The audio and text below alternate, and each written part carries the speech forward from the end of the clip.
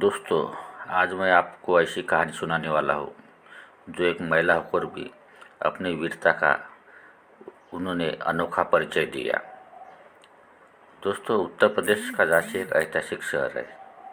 इस शहर से जुड़ा है भारत के प्रथम स्वतंत्रता संग्राम की ऐसी वीरांगना महारानी लक्ष्मीबाई का नाम, जिसे महिला वीरता की एक अमर गाथा लिखी। झांसी में रानी के साथ साथ आज से लगभग 400 साल से भी अधिक पहले बना किला भी बेहद महत्वपूर्ण है।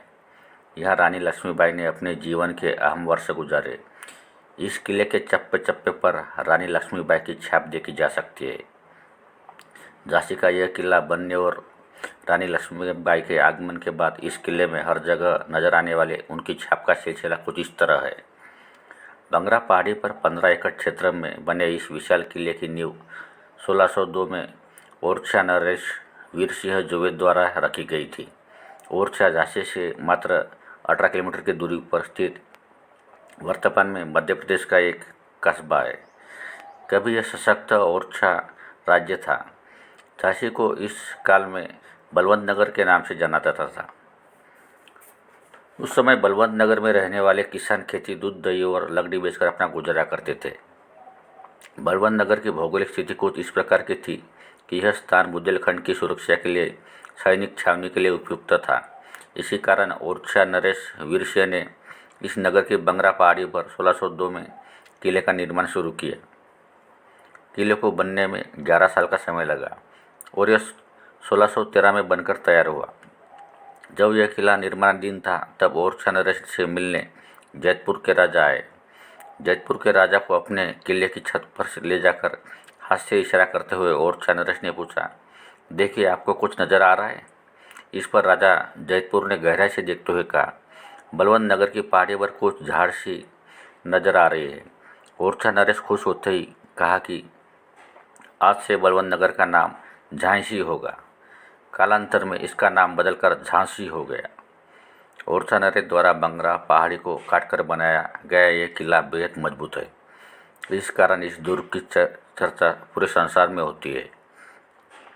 किले में 22 बुर्ज और बाहर की ओर उत्तर तथा उत्तर पश्चिम दिशा में खाई है, जो दुर्ग की ओर आक्रमणकारियों को सीधे आने से रोकती है। ओरछा नरेश के नियंत्रण से निकलकर बाद में झांसी मराठा पेशवाओं के अधीन आई। पेशवाओं ने सूबेदारों की मदद से यहाँ शासन किया। ओरछा नरेश से संबंधित गुस्साई यहाँ के किलेदार बने, जिन्हें बाद में पेशवा के मराठा सूबेदारों ने हटा दिया। गुस्साई और मराठा पेशवाओं ने भी किले में कई अन्य इमारतों और स्थानों का निर्माण कराया। मराठा नरेश गंगाधर राव से विवाह के बाद मणिकर्णिका झांसी आकर लक्ष्मीबाई कहलाई। इन रानी लक्ष्मीबाई की छाप किले में हर जगह देखने को मिलती है। किले के पश्चिमी भाग पर बना वर्तमान मुख्य द्वार वास्तव में मुख्य द्वार नहीं है। किले पर अंग्रेजों के अधिकार के बाद किले की दीवार को तोड़कर यह द्वार बनाया गया था।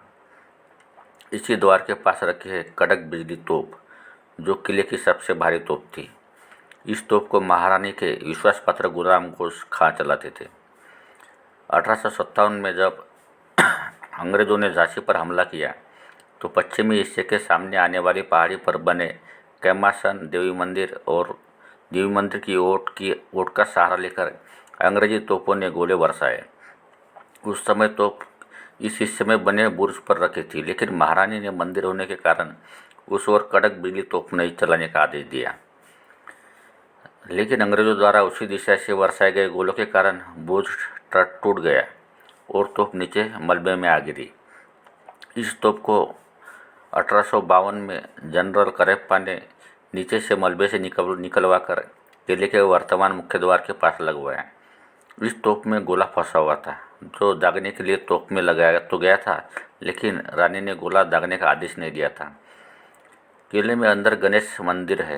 यूँ तो राजा गंगाधर राव और महारानी लक्ष्मीबाई का विवाह किले के बाहर बने गणेश मंदिर में हुआ था, लेकिन विवाह के बाद किले में पहली पूजा रानी ने इसी मंदिर में की थी, इसलिए इसे राजा ने अपने विवाह स्थल के रूप में मान्यता दी थी। किले में इस मंदिर का बहुत महत्व था। रानी रोज यहाँ पूजा अर्चना के लिए आती थी। किले के वास्तविक द्वार इस गणेश मंदिर के नीचे है, जो लकड़ी के बन है और आज भी किले में मौजूद है। इन्हीं दरवाजों से रानी का किले में आना जाना होता था। किले के मुख्य भाग में कारावास, कालकोठरी, शिव मंदिर, फांसीघर, पंचमहल, पाताली कुआं, गलाम, गोसखा, मोतीबाई व खुदा बख्श की समाधि स्थल और महारानी का छलांग स्थल महत्वपूर्ण जगह है।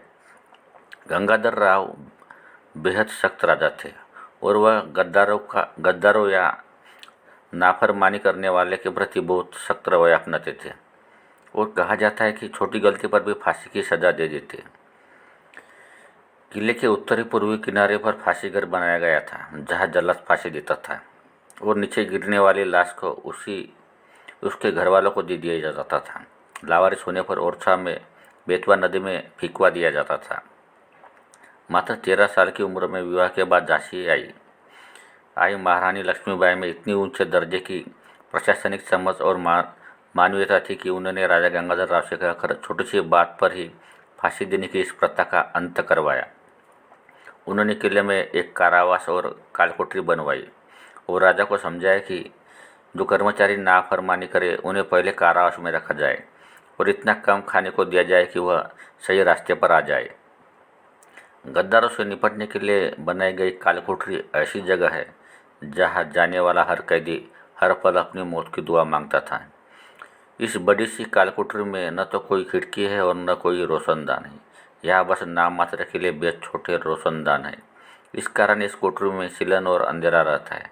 इसी कारण यहाँ रखा जाने वाला हर कैदी हर पल अपनी मौत की दुआ मांगता था। किले के मुख्य भाग में बना पंचमहल बेहद खूबसूरत इमारत है जो 5 मंजिला थी। इस पंचमहल में राजा और रानी रहते थे। इसकी सबसे ऊपरी मंजिल में बनी रसोई में राजा और रानी के लिए खाना बनाया जाता था। सबसे ऊपरी मंजिल को बाद में अंग्रेजों ने तुड़वा दिया और सपाट कर दिया। उसके नीचे की मंजिल वर्तमान में बंद है। बीच की मंजिल में रानी दोपहर में अपने सहेलियों के साथ झूला झूलती थी। यहाँ चंदन की लकड़ी का झूला टंगा था। रानी अपनी सहेलियों के साथ फुर्सत के पल बिताती थी। इसके नीचे की मंजिल में रानी व्यायाम किया करती थी। बारादर किले में एक ऐसी जगह जो राजा रानी के मनोरंजन के लिए इस्तेमाल होती थी। यहाँ गजराबाई का नृत्य उनके मनोरंजन के लिए होता था। इसी जगह पर सुरक्षा की दृष्टि से भगवान शंकर तोप रखी गई थी जिसे महिला तोपची मोतीबाई चलाती थी। किले में 1602 में बनाया गया एक पाताली कुआं है। किले के निर्माण के दौरान सबसे पहले कुआं और मंदिर ही बनाया गया था। बाद में किले के बनने में इस्तेमाल हुआ पानी इसी कुएं से निकल लिया गया। यह कुआं आज भी किले में है जिसका पानी कभी नहीं सूखता। आज भी इस कुएं के पानी का इस्तेमाल साफ सफाई और हरियाली को बनाए रखने में किया जाता है। किले में मौजूद महत्वपूर्ण स्थानों में से सबसे महत्वपूर्ण है रानी लक्ष्मीबाई का छलांग स्थल।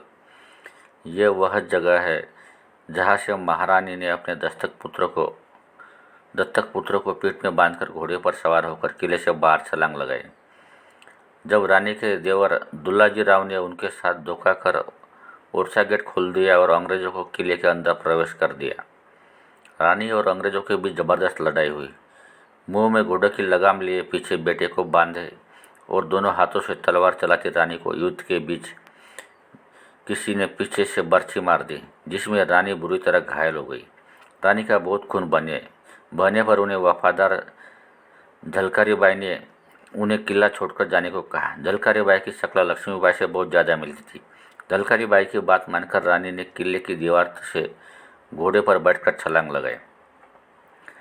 किले के बाहर स्थित कुछ भी इमारत है जो रानी से संबंधित है। इसी ही एक इमारत है रानी महल। राजा गंगाधर राव की मृत्यु के बाद रानी महिला सेना के साथ रहने के लिए रानी महल में रहने चली गई थी। इसके अलावा लक्ष्मी तालाब के पास गंगाधर राव की समाधि है और काली जी का बड़ा मंदिर है। रानी रोज काली जी की पूजा करने आती थी। झांसी में कोई ऐसी जगह नहीं जो महारानी लक्ष्मीबाई के प्रभाव से अछूती रही है। वीरता और पराक्रम की प्रतिमूर्ति रानी का प्रभाव भी किले में मौजूद हर स्थान पर साफ देखा जा सकता है।